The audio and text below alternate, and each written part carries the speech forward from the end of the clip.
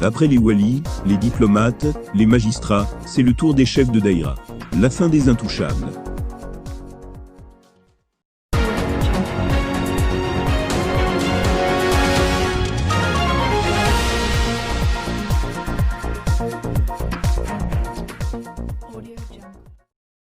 Coup de tonnerre sur les administrations locales. Le président de la République, Abdelmadjid Tebboune, a opéré, lundi dernier, un vaste mouvement dans le corps des chefs de daïra. Ce mouvement a concerné des fins de fonction pour 127 chefs de daïra, des mutations de 110 chefs de daïra et la promotion de 131 autres, précise un communiqué de la présidence de la République. Ce mouvement de grande envergure a concerné presque la moitié des daïras du pays. Il faut dire que ces commis de l'État étaient dans le viseur du premier magistrat du pays. Il s'est à plusieurs reprises attaqué à leur gestion et leur manque de considération pour leurs administrés.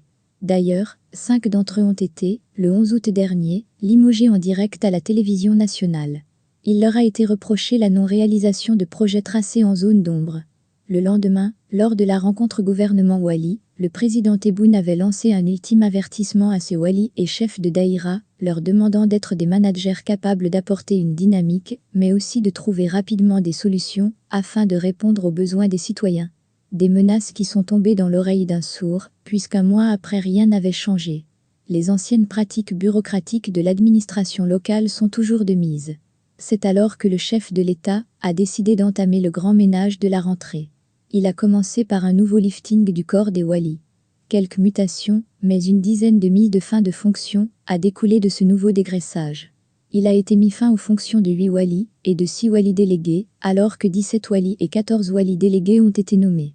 Abdelmadjid Tebboune a ainsi peaufiné son armée chargée de mener à bien sa stratégie de développement local et équitable. La purge de Tebboune n'a pas touché que l'administration. Les entreprises publiques ont également été concernées par le tsunami du changement. Il s'agit, notamment, de celles chargées de la gestion de l'eau et de l'assainissement. Leurs dirigeants et principaux cadres, à travers les 48 wilayas du pays, ont été relevés de leurs fonctions. Il leur est reproché de graves problèmes de gestion qui laissent l'Algérien de 2020 encore face aux problèmes de coupure et de pénurie d'eau potable.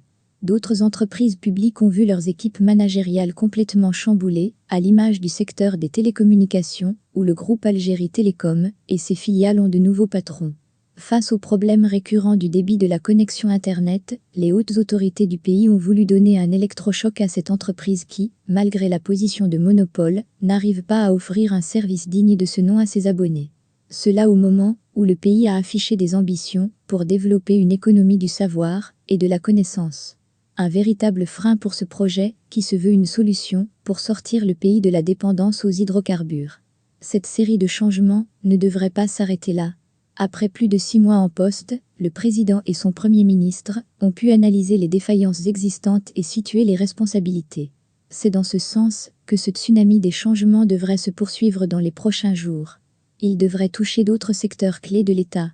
Certaines rumeurs évoquent même un remaniement ministériel très prochainement. Quoi qu'il en soit, Tebboune avait donné un sévère avertissement aux membres de son exécutif, dont les secteurs sont touchés par des problèmes chroniques.